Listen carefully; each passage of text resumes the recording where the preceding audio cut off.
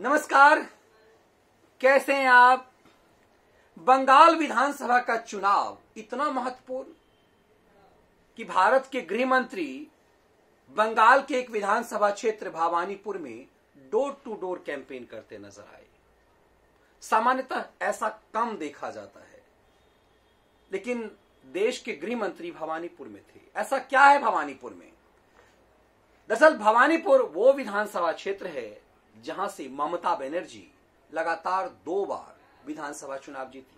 लेकिन अब की बार तो ममता चुनाव भवानीपुर से नहीं, नंदीग्राम से लड़ रही थी।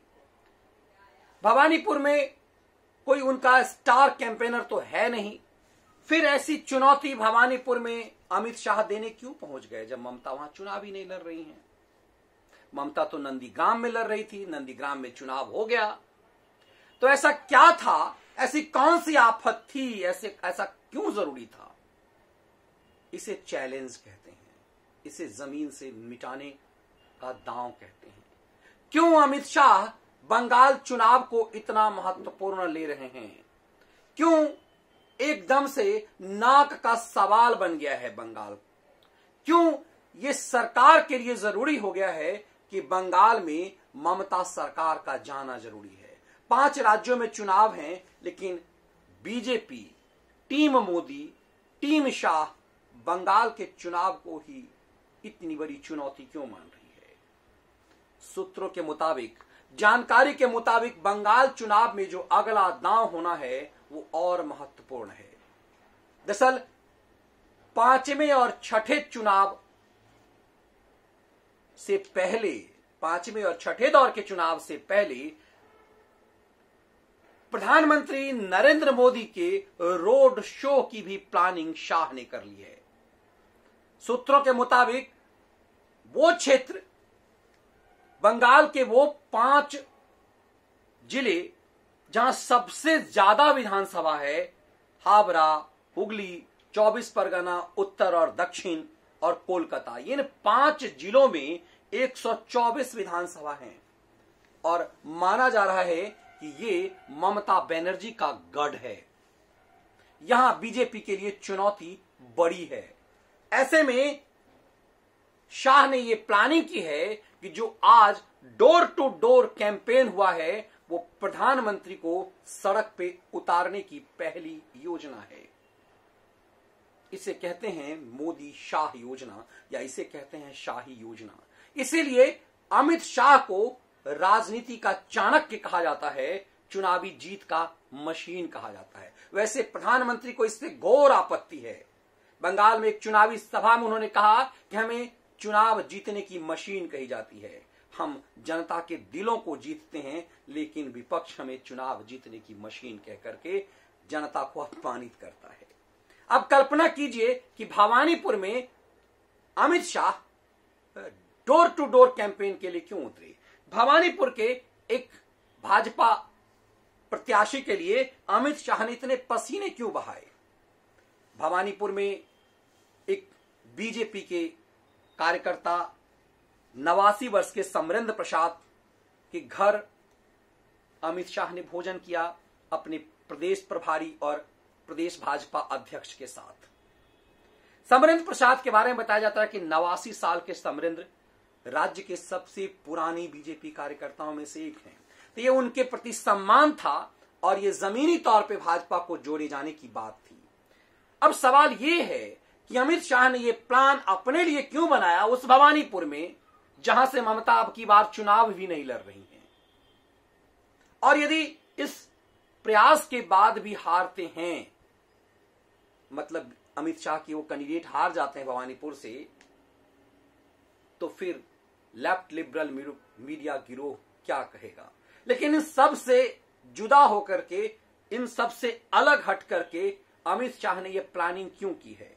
ये डोर टू डोर कैंपेन इस दौर में पहली बार इस बड़े लेवल के नेता, डोर टू डोर कैंपेन हमेशा होता है, ये चुनाव के दौरान अंतिम समय तक, वोट डाले जाने के समय तक चुनाव प्रत्याशियों को यह अधिकार है कि वो डोर टू डोर जाकर के अपने लोगों से कह सकें कि आप वोट डालने आइए, आप हमें वोट डालिए, ये कहने का अधिकार है।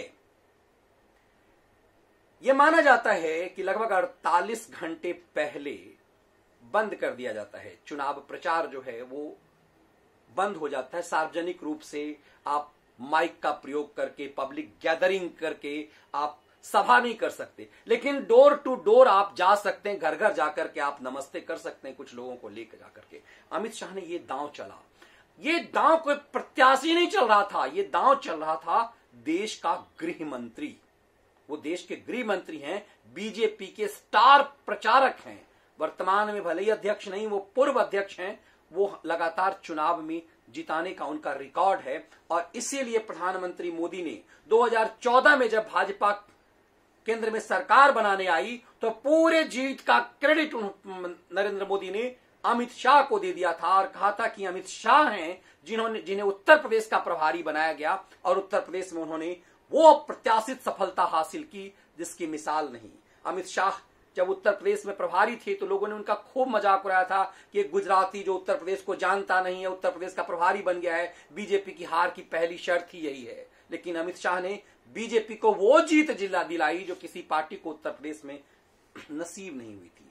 उस बंगाल में जहां मात्र 3 विधायक कभी हैं वर्तमान में, ऐसे समय में अमित शाह ने ये शाही दांव क्यों चला है? दरअसल अमित शाह ये संदेश देना चाहते हैं कि भले ही यहां से भाग कर गई हैं ममता बनर्जी, भवानीपुर से भागने के बाद भी ममता बनर्जी को यहां हराना इसलिए जरूरी है ताकि एक मैसेज जाए कि 10 साल राज्य की मुख्यमंत्री रहने वाली ममता बनर्जी जहां से विधायक थी, वहां की जनता उनसे किस कदर नाराज है। इतना ही नहीं, बंगाल विधानसभा में जो 294 सीट की विधानसभा है उसमें बताया जाता है कि 124 विधानसभा मात्र 5 जिलों में है। उन जिलों के लिए प्लानिंग की गई है कि प्रधानमंत्री नरेंद्र मोदी सड़क पे उतरेंगे, प्रधानमंत्री रोड शो करेंगे चुनावी रैली से अलहदा, ताकि बंगाल में उन सीटों पे जो सबसे टफ एरिया है बीजेपी के लिए, वहां से जीत हासिल करे। ये दरअसल इसलिए 5 राज्यों में चुनाव है। पसीने बंगाल में इतने क्यों बहाए जा रहे हैं? इसलिए क्योंकि बंगाल एक ऐसा गढ़ है, वामपंथ का ऐसा गढ़ है, और वामपंथ के खत्म होने के बाद भी लेफ्ट लिबरल मीडिया का एक ऐसा गढ़ है, पढ़े लिखे लोगों का ऐसा गढ़ है कि जहां से परसेप्शन तैयार किए जाते हैं। और बंगाल से ममता बनर्जी को खत्म करना सिर्फ ममता को खत्म करना नहीं है, बल्कि विपक्ष की उस रीढ़ को तोड़ देने का है, जो एक संदेश देना है कि इस देश की जनता किसके साथ है। ये अलग अलग ढंग से कभी किसानों के नाम पर, कभी दलितों के नाम पर, कभी मुसलमानों के नाम पर जो एक षड्यंत्र, कभी कोरोना वायरस के नाम पर, कभी कोरोना वैक्सीन के नाम पर जो भारत के खिलाफ एक षड्यंत्र किया जाता है, दरअसल उसे तोड़ने का। अब सवाल अहम है कि इन सबके बीच भी यदि ममता बनर्जी जीत जाती हैं तो क्या संदेश आता है? ममता की पार्टी टीएमसी सिर्फ बंगाल में है, लेकिन टीएमसी की जीत का क्रेडिट पूरा लेफ्ट लिबरल गिरोह आपस में बांट कर लेगा। दरअसल ये पूरा दांव, ये पूरी कोशिश अमित शाह की इसी बात को लेकर के है कि हर हाल में भले 4 राज्य में, बाकी के 4 राज्यों में बीजेपी हार जाए, उसके परफॉर्मेंस बहुत खराब हो, लेकिन मुझे बंगाल जीतना है। दिलचस्प ये है कि इन 5 राज्यों में से सिर्फ असम में ही बीजेपी की सरकार है, वरना और बाकी के 4 राज्यों में बीजेपी की सरकार नहीं है। और असम में सरकार होने के बाद भी बीजेपी ने पूरा दांव बंगाल में लगाया है कि उसे हर हाल में बंगाल की जीत चाहिए। और ये असम की में, बंगाल में door to door campaign Bhawanipur के बाद दिलचस्प ये होगा जब प्रधानमंत्री सड़कों पे उतरेंगे बंगाल की राजधानी के एरिया में, हुगली के आसपास, कोलकाता के आसपास और 24 परगना के दक्षिण और उत्तरी जिले के आसपास। वो दिलचस्प होगा। तब अमित शाह अंतिम दौर में पासा पलटते हुए दिखेंगे। कहा जाता है कि प्रधानमंत्री की आखिरी रैली तक की उम्मीद भाजपा को होती है कि वो पासा पलट देंगे। आज भवानीपुर में जो भावनात्मक रैली की है, भवानीपुर में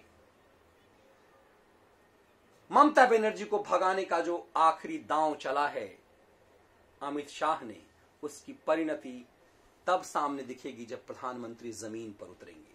तब ये संदेश जाएगा कि आखिर बंगाल किस कदर इनके लिए महत्वपूर्ण है।